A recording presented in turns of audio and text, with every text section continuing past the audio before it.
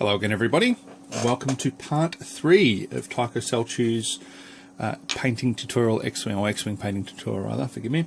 It's been a long day. Alright, so this has been, I've been putting this off for a little while because I've just been waiting for subscriber numbers to go up, and I'm happy to keep going at the moment. So, what are we going to do today? Well, as you can see, I have finished painting the scheme, so the red and the black and the white are all done. It's a little bit darker than I intended, but I'm still not unhappy with it. I think it's come up quite well, and I hope you agree.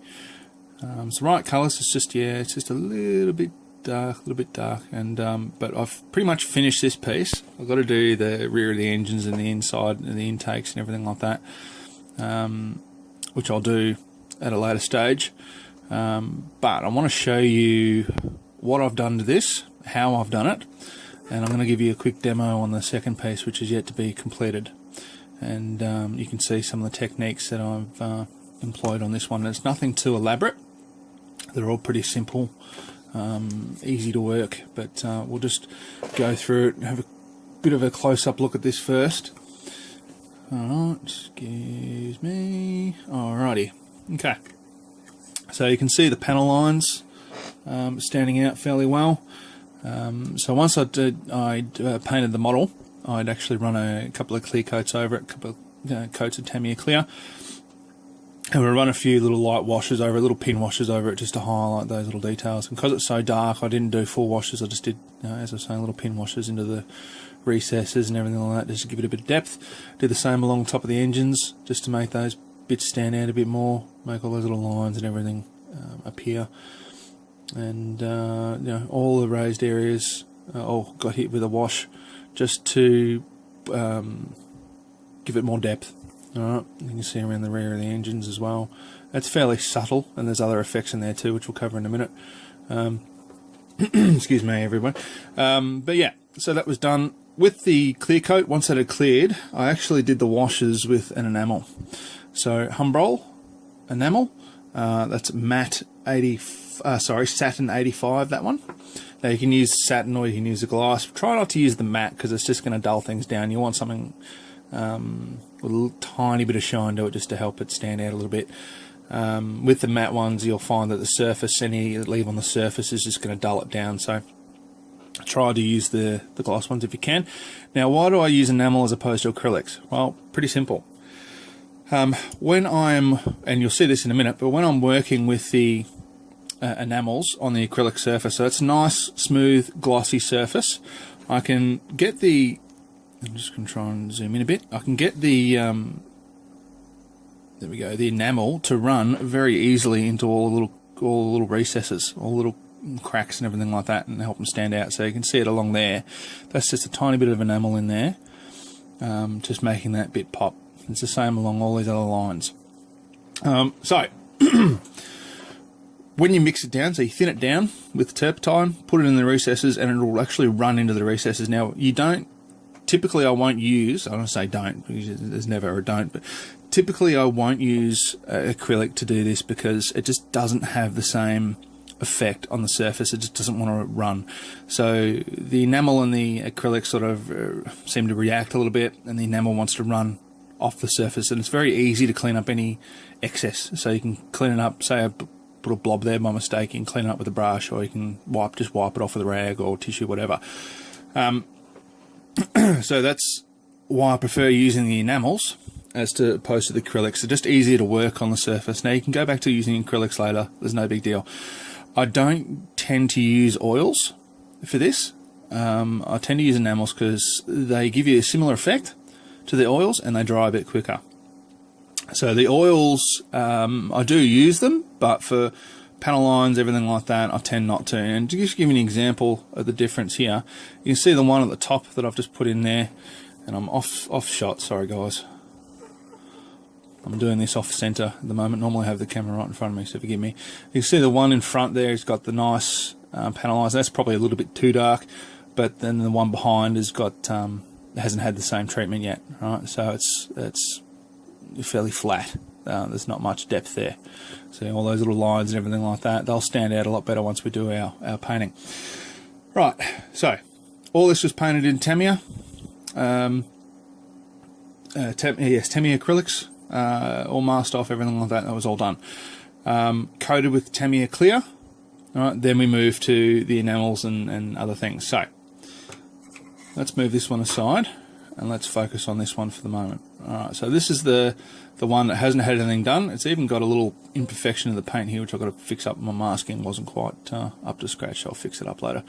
But I've pretty much gone over the surface. It's had its clear coats. I've put in the details on the engine and everything like that, and got it to a point where I'm happy to start the enamel process and everything like that, and some highlighting as well.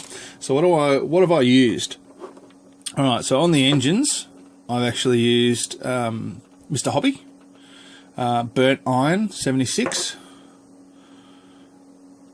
Metal Black 28. All right, just to paint these areas in here and the exhaust nozzles. So I've done that there.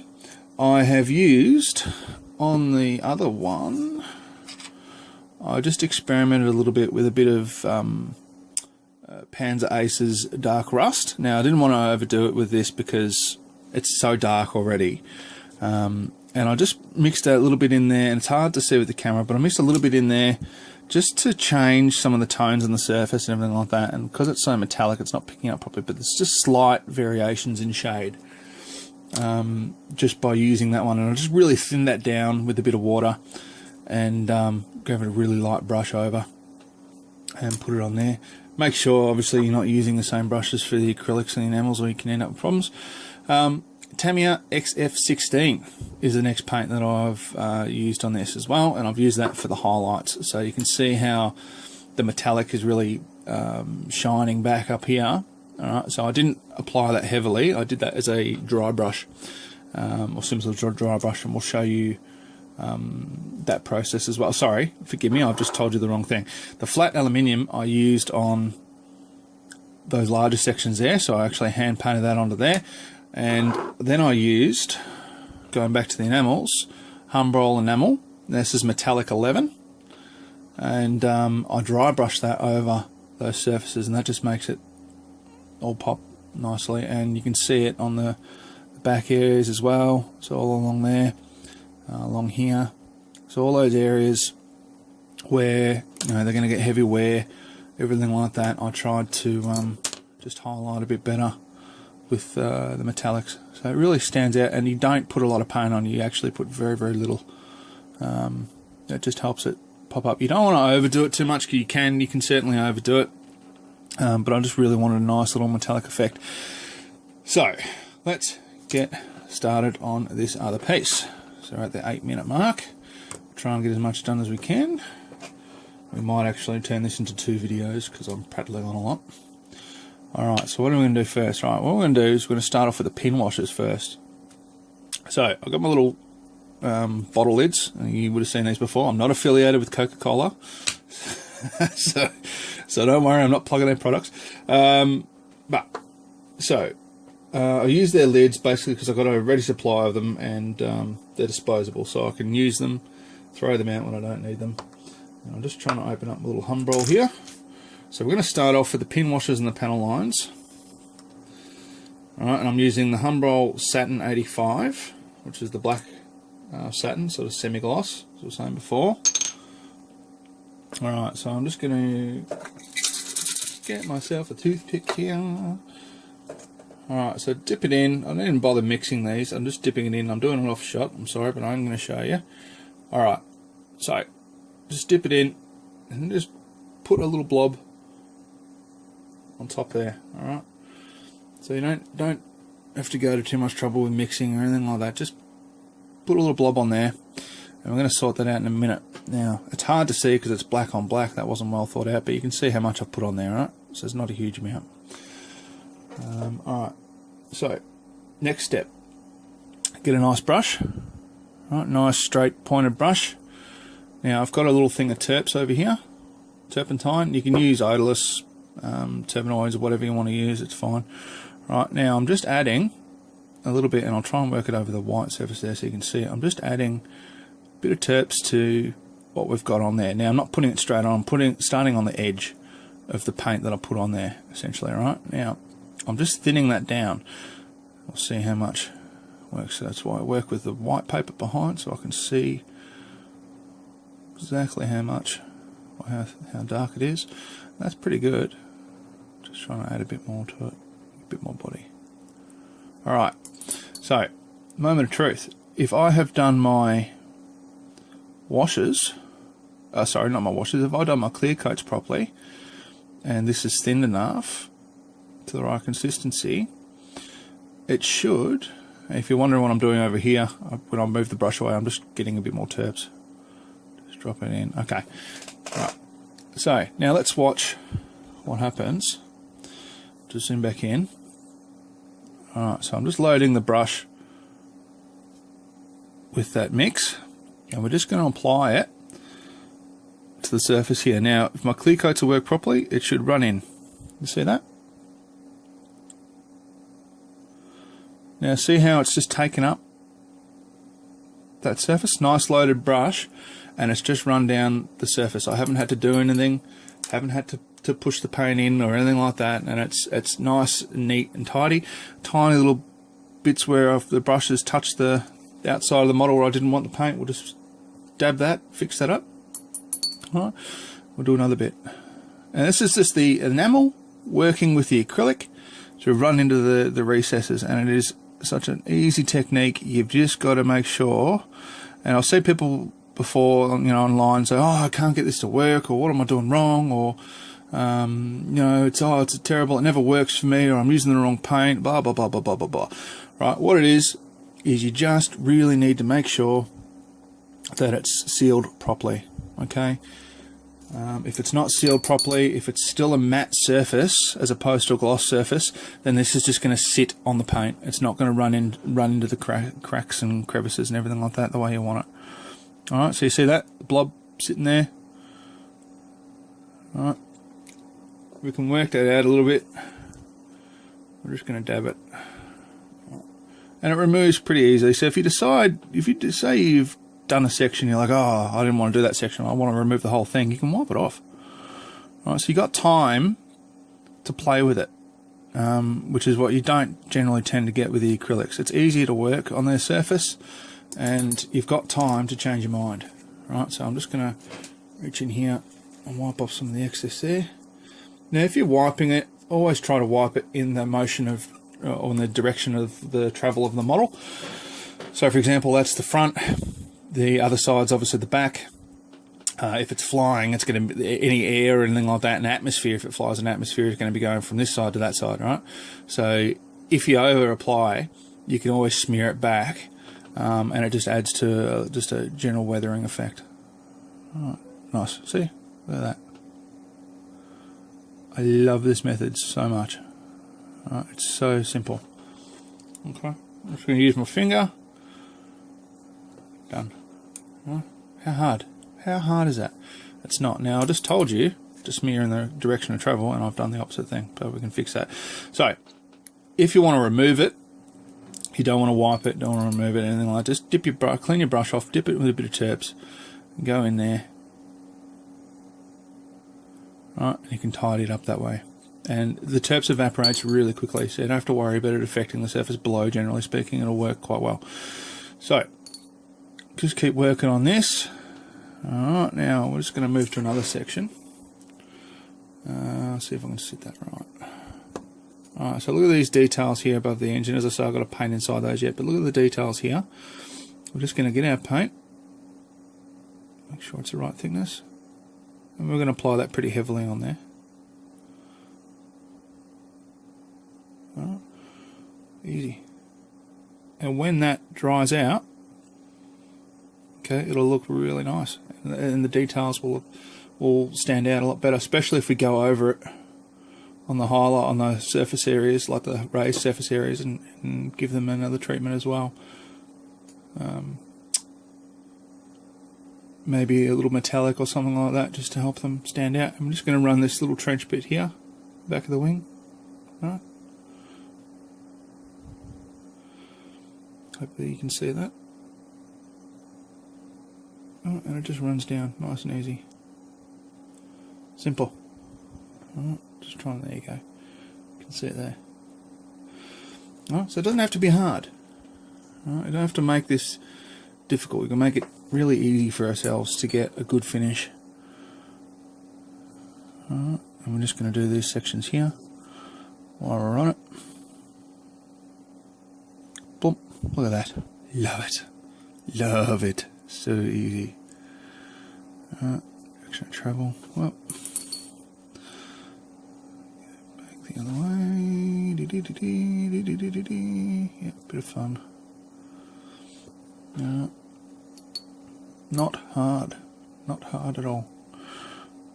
Alright, so I remember when I first started painting models, I started off with the enamels, then moved to the acrylics, and for me it was kind of a happy accident to sort of play around with them and figure out how they work together and, you know, have a bit of fun.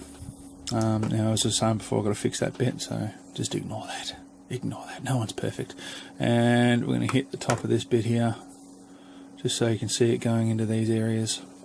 Alright, just going to check my zoom, make sure it's right. Yep, okay. Alright, and I'm just dabbing it out, just seeing if it's dark as I want it or not dark enough, right? So you keep adding a bit of paint, bit of terps, so you get your right mix, and I'm happy with that. Now, all the little lines along here, alright, front to back, just watch this. Right. Loaded brush, a brush loaded with the paint. Look at it. Loves it, right? It is awesome. Okay, such an easy thing to do.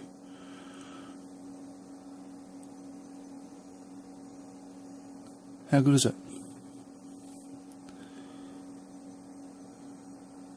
Right. I'm going to go the other side.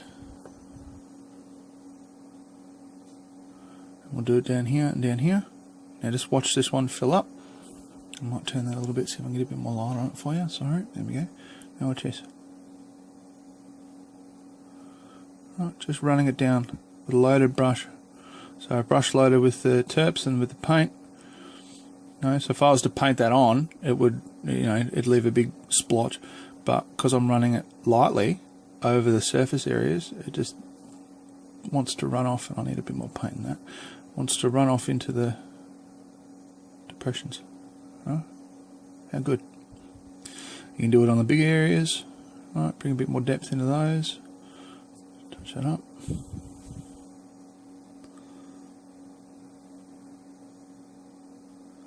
Right. Now as it dries, it'll lighten up a bit. So as the terps tends to evaporate and the enamel starts to dry, the effect lightens up a little bit. So if you're wondering, if you think I've probably done it a bit too hard or heavy, well, it'll sort itself out somewhat. And we're just going to do this one last patch just here. Alright, so let's watch this.